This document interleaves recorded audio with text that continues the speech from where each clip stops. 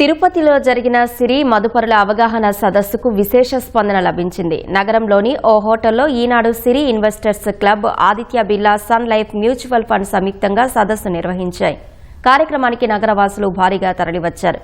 సదస్సుకు హాజరైన ఆర్థిక నిపుణులు ప్రస్తుత మార్కెట్ పరిస్థితిలో పెట్టుబడి అవకాశాలు, క్రమానుగత పెట్టుబడుల ద్వారా ఆర్థిక లక్ష్యాలను చేరుకోవడం, మ్యూచువల్ ఫండ్ల సాయంతో ఆర్థికంగా స్థిరత్వం సాధించడంపై నగరవాసులకు అవగాహన కల్పించారు. భవిష్యత్ అవసరాలకు తగ్గట్టుగా ప్రతి ఒక్కరూ ఆర్థిక ప్రణాళికలను ఏ విధంగా రచించుకోవాలనే దానిపై పలు సూచనలు చేశారు. పెట్టుబడి అవకాశాలు, మ్యూచువల్ ఫండ్స్పై తమకున్న పలు అనుమానాలను నగరవాసులు ఈ సదస్సు ద్వారా నివృత్తి చేసుకున్నారు.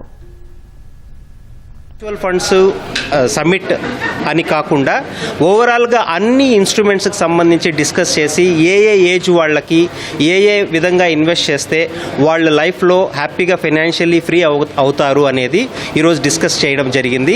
చాలా మంచి రెస్పాన్స్ వచ్చింది. తిరుపతి నుంచి చాలామంది వాళ్ళ డౌట్స్ అన్నీ కూడా క్లియర్ చేసుకున్నారు.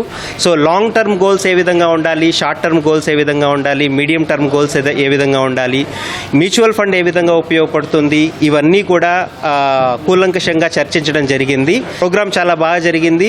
ఈనాడు సిరికి, Aditya Birla Sun Life mutual fund వాళ్ళకి చాలా చాలా ధన్యవాదాలు చెప్తూ ఇటువంటి ప్రోగ్రామ్స్ ఇంకా కూడా చేయాలి.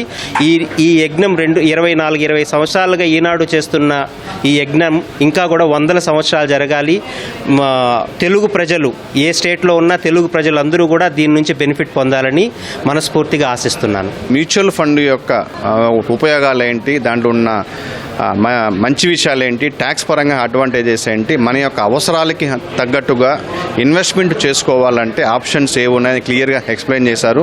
తిరుపతిలో ప్రజలు చాలామంది అటెండ్ అయ్యి వాళ్ళ యొక్క డౌట్స్ అన్నీ కూడా ఈ Aditya Birla Sun Life mutual funds వాళ్ళు కానీ క్లియర్గా ఎక్స్ప్లెయిన్ చేసి వాళ్ళ అందరికీ వివరించారండి. ఇలాంటి కార్యక్రమాలు ఫ్రీక్వెంట్గా ఈనాడు సిరి వాళ్ళు కానీ ఆదిత్య బిర్లా సన్ లైఫ్ వాళ్ళు కానీ ఫ్రీక్వెంట్గా కండక్ట్ చేస్తే మ్యూచువల్ ఫండ్ అనేది ఒక అవేర్నెస్ అనేది ఇంకా ఎక్కువ డెవలప్ అవుతుంది.